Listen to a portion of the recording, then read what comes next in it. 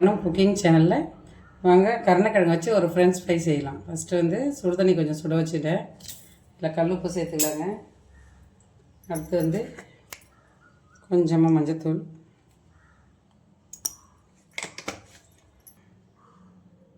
கருணக்கிழங்கு இந்த மாதிரி கட் பண்ணி வச்சுக்கிறோம். அந்த தண்ணியில் சேர்த்துடலாங்க. வெந்நீர்லேருந்து எடுத்து ஃபஸ்ட் தண்ணியில் போட்டுடலாங்க. அதில் கொஞ்சம் உப்பு, சுகர் ஒரு அரை ஸ்பூன் வெந்நீரில் போட்டேங்க. அதை எடுத்து இப்போ வந்து தண்ணியை நார்மல் வாட்டரில் போட்டுடலாங்க. இதில் போட்டு ஒரு அரை மணி நேரம் ஊறணும். நார்மல் வாட்டரில் போட்டுங்களா, இது ஒரு ½ hour ஊறட்டுங்க. அதுக்குள்ளே இதுக்கு மசாலா ரெடி பண்ணிடலாம். ஏற்கனவே அதுலேயும் கொஞ்சம் உப்பு போட்டுக்கிறோம். சும்மா மசாலாக்காக கொஞ்சமாக இதில் உப்பு சேர்த்துக்கலாங்க. மிளகாத்தூள் ஒரு அரை ஸ்பூன், மஞ்சத்தூள் அரை ஸ்பூன், பெப்பர் இதுதான் இதுக்கு காரம். பெப்பர் ஒரு 3/4 ஸ்பூன் போட்டுக்கலாங்க. ஜீரகத்தூள் 1 ஸ்பூன், கரம் மசாலா ஒரு 1/4 ஸ்பூன். இது எல்லாத்தையும் எப்படி நல்லா மிக்ஸ் பண்ணிக்கலாங்க.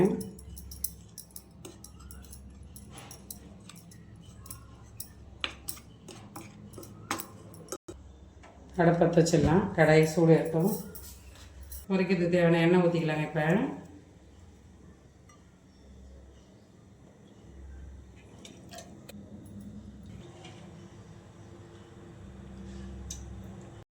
தண்ணியில் இருந்த கருணக்கிழங்கு எடுத்து இப்போ இந்த துணியில் போட்டு இந்த ஈரத்தை கொஞ்சம் உணர்த்தி எடுக்கிறோங்க. இந்த மாதிரி போட்டு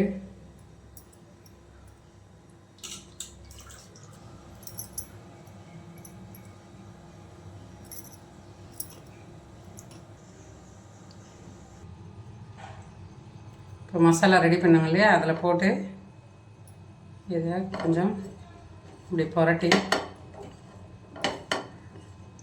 எல்லா பக்கமும் போட்டிங்க ஆகிற மாதிரி எண்ணெயில் போட்டுடலாங்க.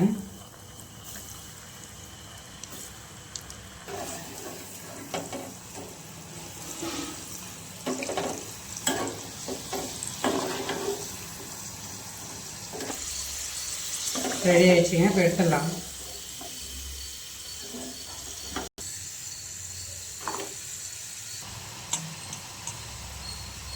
கருணக்கிழங்கு ஃப்ரெஞ்ச் ஃப்ரை ரெடி ஆகிடுச்சிங்க. நீங்கள் வீட்டில் ட்ரை பண்ணி சாப்பிட்டு பார்த்துட்டு எப்படி இருக்குது கமெண்டில் சொல்லுங்கள்.